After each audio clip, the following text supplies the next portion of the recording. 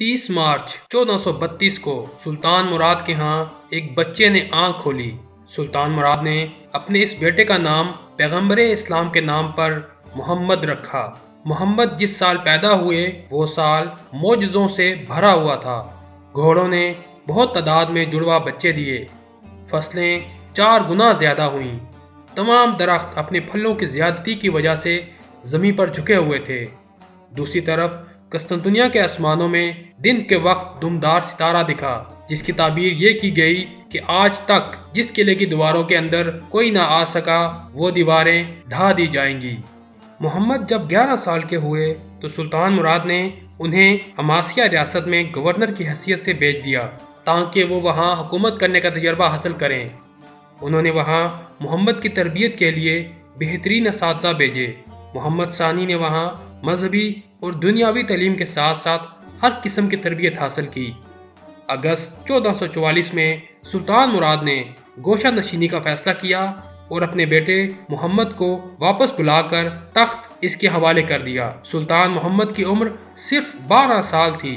اس وقت وارنا کی جنگ کے خدشات نظر آ رہے تھے، چنانچہ انہوں نے اپنے والد کو خط لکھا کہ وہ آئیں اور فوج کی کمان سنبھالیں، لیکن سلطان مراد نے انکار کر دیا اور زاہدانہ زندگی کو ترجیح دی۔ سلطان محمد نے دوبارہ خط لکھا، اگر آپ سلطان ہیں تو آئیں اور اپنی فوج کی قیادت سنبھالیں، اور اگر میں سلطان ہوں تو آپ کو حکم دیتا ہوں کہ میری فوج کی قیادت سنبھالیں۔ چنانچہ سلطان مراد واپس آئے، اپنے بیٹے کو سلطان کے طور پر ادرنا میں ہی چھوڑا اور 1444 کے آخر میں ہونے والی جنگ وارنا میں عثمانی افواج کی قیادت کی۔ ستمبر 1446 کو سلطان مراد نے دوبارہ خود اقتدار سنبھالا، کیونکہ چند وزیر اس بچے کی حکومت سے خوش نہ تھے اور ینیچری نے بغاوت کر دی تھی۔ آپ کو دوبارہ عماسیہ بھیج دیا گیا۔ 3 فروری 1451 کو سلطان مراد ثانی کی وفات کے بعد محمد ثانی سلطنت عثمانیہ کے 7ویں حکمران بنے۔ اس وقت ان کی عمر صرف 19 سال تھی۔ سلطان محمد نے تخت نشین ہوتے ہی قسطنطنیہ پر حملے کرنے کی تیاریاں شروع کر دیں۔ قسطنطنیہ ایک نہایت اہم شہر تھا، لیکن یہ شہر فتح کرنا بے حد مشکل کام تھا۔ اس کے صرف ایک طرف خشکی اور باقی 3 جانب سمندر تھا۔ زمینی افواج صرف ایک طرف سے حملہ کر سکتی تھیں، لیکن یہ حصہ کافی مضبوط تھا۔ یکے بعد دیگرے 3 دیواریں اس حصے کی حفاظت کرتی تھیں۔ اندرونی 2 دیواریں حد درجہ مضبوط تھیں۔ ہر دیوار کا درمیانی حصہ 60 فٹ کا تھا۔ بازنطینی سلطنت کی تاریخ میں قسطنطنیہ کے کم از کم 24 محاصرے ہوئے، لیکن کوئی بھی اس شہر کو فتح نہ کر سکا۔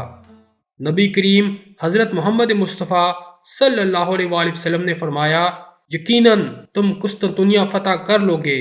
وہ امیر بھی کیا باکمال ہوگا، وہ لشکر بھی کیا باکمال ہوگا۔ اس حدیث مبارکہ کی وجہ سے مسلمانوں کے ہر خلیفہ سپہ سالار اور سلطان کی خواہش رہی کہ وہ قسطنطنیہ فتح کر لے اور خوش نصیب کہلائے۔ ان میں حضرت امیر معاویہ رضی اللہ تعالیٰ عنہ اور اموی خلیفہ سلیمان بن عبد الملک کے نام شامل ہیں۔ سلطنت عثمانیہ کے دور میں سب سے پہلے سلطان بایزید یلدرم اور بعد میں سلطان مراد ثانی بھی اس کا محاصرہ کر چکے تھے۔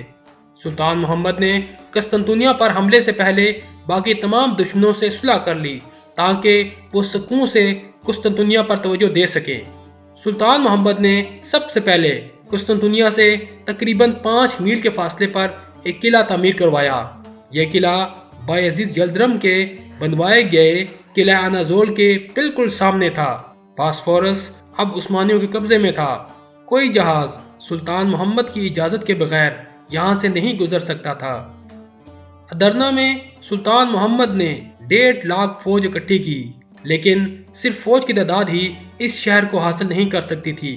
قسطنطنیہ کی فتح کے لیے ضروری تھا اس کے خشکی کے علاقے کی طرف دیواروں پر تسلسل سے توپوں سے گولہ باری کی جائے۔ توپوں کا استعمال اس وقت ترک کر رہے تھے، لیکن سلطان محمد نے اربان نامی ایک عیسائی انجینئر سے ایک بہت بڑی شاندار توپ بنوائی جس کے گولے کا قطر 2.5 فٹ تھا۔ اس کے علاوہ انہوں نے چھوٹی توپیں بھی بنوائیں جو تیزی سے گولے برسا سکتی تھیں۔ قسطنطنیہ کے سمندر والے حصوں سے شہر پر حملہ آور ہونے کے لیے سلطان محمد نے 180 جہازوں کا بیڑا بھی تیار کروایا۔ 2 سال تک آپ محاصرے کی تیاریوں میں حد درجہ مصروف رہے۔ قسطنطنیہ کے حکمران شہنشاہ قسطنطین نے یورپین حکمرانوں کو مدد کے لیے خط لکھے، لیکن یونانی پادریوں کی مداخلت سے اسے زیادہ مدد نصیب نہ ہو سکی۔ جنیوا کا ایک کمانڈر گیوانی جسٹینیانی 2 جنگی جہازوں اور 700 منتخب سپاہیوں کے ہمراہ قسطنطین کی مدد کو پہنچا اور صرف 3000 یونانی فوجی اس کی مدد کو آئے۔ 6 اپریل 1453 سلطان محمد نے قسطنطنیہ کا محاصرہ کر لیا۔ ابتدا میں سلطان محمد کی فوج کو کافی نقصان اٹھانا پڑا۔ قلعے پر حملوں کا کوئی فائدہ نہیں ہو رہا تھا، سرنگیں کھودی گئیں، لیکن قسطنطنیہ کو پتہ چل گیا اور یہ حکمت عملی بھی کامیاب نہ ہو سکی۔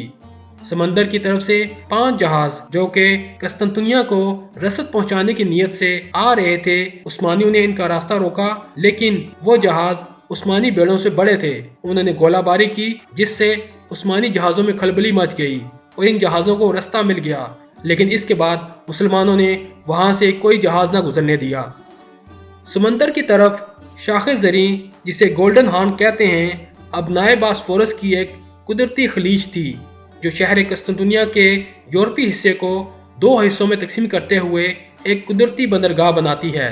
اس گولڈن ہارن کے مقام داخلہ پر بازنطینی حکمرانوں نے ایک بہت بڑی زنجیر نصب کر رکھی تھی اور نتیجتاً وہی جہاز بندرگاہ میں داخل ہو سکتا تھا جسے وہ چاہتے تھے۔ اس وجہ سے سلطان محمد کی بحری فوج یہاں سے شہر کے بندرگاہ تک نہیں پہنچ سکتی تھی۔ سلطان محمد نے اس وقت ایک نہایت انوکھا کام کیا۔ باسفورس اور بندرگاہ قسطنطنیہ کے درمیان 3 کلومیٹر کا خشکی کا راستہ تھا، لیکن یہ ہموار نہ تھا۔ سلطان مراد نے اس پہاڑی زمین پر لکڑی کے تختوں کی ایک سڑک بنوائی اور ان تختوں کو چربی سے خوب چکنا کیا اور ایک رات کے اندر 80 بحری جہاز شہر کے اندر گولڈن ہارن میں پہنچا دیے۔ یہ حیرت انگیز کارنامہ دنیا کی تاریخ میں پہلے کبھی نہ ہوا تھا۔ اب بندرگاہ والا حصہ بھی محصور ہو گیا۔ قسطنطین کو اپنی فوج کا ایک حصہ ادھر بھی لگانا پڑا۔ خشکی کی جانب سے بھی متواتر حملے جاری رکھے گئے۔ 7 ہفتوں کی مسلسل گولہ باری سے دیوار کے کچھ حصوں میں اچھے شگاف پیدا ہوئے۔ محاصرے کو 54 دن ہو چکے تھے۔ جنیچری دستہ ان شگافوں سے شہر میں داخل ہو گیا۔ اس کے پیچھے عثمانی فوج داخل ہوتی گئی اور یوں 29 مئی 1453 کو یہ شہر سلطان محمد نے صرف 21 سال کی عمر میں فتح کر دکھایا۔ سلطان محمد نے فتح کے بعد بے حد سختی سے حکم دیا کہ لوگوں کی جائیدادوں کو نقصان نہ پہنچایا جائے اور نہ ہی کسی قسم کی لوٹ مار کی جائے۔ سلطان محمد نے اس وقت کے مشہور گرجے آیا صوفیہ کو مسجد میں تبدیل کروا دیا۔ 1935 میں مصطفیٰ کمال اتا ترک نے اسے میوزیم بنا دیا۔ سلطان محمد کو جب علم ہوا کہ حضرت ایوب انصاری رضی اللہ تعالیٰ عنہ جنہوں نے اپنی زندگی میں اس قلعے کا حصار کرتے ہوئے جامع شہادت نوش فرمائی تھی کہاں دفن ہیں، تو سلطان نے وہاں ایک مسجد بنوائی جس کا نام جامع مسجد ابو ایوب رکھا اور مسجد کی ایک طرف آپ کا مزار بنایا گیا۔ قسطنطنیہ کا نام تبدیل کر کے اسلام بول رکھا گیا جو بدلتے ہوئے استنبول ہو گیا۔ آپ نے استنبول کو اپنی سلطنت کا دارالحکومت بنا دیا اور شہر کی اثر نو تعمیر کروائی۔ سلطان محمد کو فاتح اور قیصر روم کے القاب دیے گئے۔ فتح قسطنطنیہ کے بعد سلطان محمد رکے نہیں بلکہ 30 سالہ دور حکومت کا زیادہ تر حصہ میدان جنگ میں ہی گزارا۔ یونان اور سربیا کو اپنا باج گزار بنایا۔ اگلے سال سلطان محمد بلغراد کی طرف نکل پڑے۔ ہنگری کا شاہ اس وقت جان ہونیاڈے تھا۔ اس مارکے میں سلطان محمد زخمی ہوئے اور مسلمانوں کا کافی نقصان ہوا، اس لیے سلطان محمد کو محاصرہ اٹھانا پڑا۔ دوسری طرف ہونیاڈے بھی زخمی ہوا اور زخموں کی تاب نہ لاتے ہوئے مر گیا۔ 1459 میں سربیا کا نام و نشان مٹ گیا اور یہ عثمانی سلطنت کا ایک صوبہ بن گیا۔ 1460 میں موریہ کو سلطنت کا ایک صوبہ بنا دیا گیا۔ 1462 میں بوسنیا فتح ہوا۔ اب سلطان محمد فاتح ایشیا کی طرف متوجہ ہوئے۔ کرمانیا، سنیوپ اور ترابزون پر قابض ہوئے۔ موریہ کے ارد گرد چند جزیرے سلطان محمد نے آسانی سے فتح کر کے سلطنت عثمانیہ میں شامل کیے۔ 1467 میں البانیہ اور پھر ہرزگوینا فتح ہوئے۔ 1475 میں قسطنطنیہ کے بعد سلطان محمد کی ایک بڑی فتح کریمیا کی فتح تھی۔ ولاچیا نے جنگ کوسوو کے بعد عثمانیوں کے اطاعت قبول کر لی تھی۔ سلطان محمد کے دور میں اس ریاست کا امیر ولاد سوم تھا۔ اس نے سلطان محمد کے خلاف بغاوت کر دی۔ وہ بہت ظالم شخص تھا اور طرح طرح کی اذیت لوگوں کو دیتا تھا۔ وہ قتل کے نت نئے طریقے اپناتا تھا۔ اس کا پسندیدہ طریقہ جسم میں کیلیں ٹھونک کر مارنا تھا۔ لوگوں کی تڑپتی ہوئی لاشوں کو دیکھتے ہوئے اسے سکون ملتا تھا، یہاں تک کہ وہ ڈریکولا یعنی خون پینے والے ویمپائر کے نام سے مشہور ہوا۔ جب یہ داستان سلطان محمد تک پہنچی تو ایک زبردست فوج تیار کی اور ولاچیا کا رخ کیا، لیکن ولاد نے راستے میں ہی ایک وفد بھیجا اور اطاعت قبول کر لی اور سالانہ خراج دینے کی حامی بھری۔ سلطان محمد نے اس کی درخواست کو قبول کیا اور واپس چلے گئے، لیکن یہ اس کا وقتی ہیلا تھا۔ سلطان کے واپس جاتے ہی اس نے ہنگری سے مدد طلب کی، ان سے اتحاد کر کے دوبارہ وہی ظلم شروع کر دیا۔ سلطان نے اپنے نمائندے بھیجے جن کو اس نے قتل کروا دیا۔ ولاد بلغاریہ سے 25,000 بے گناہ لوگ قید کر لایا۔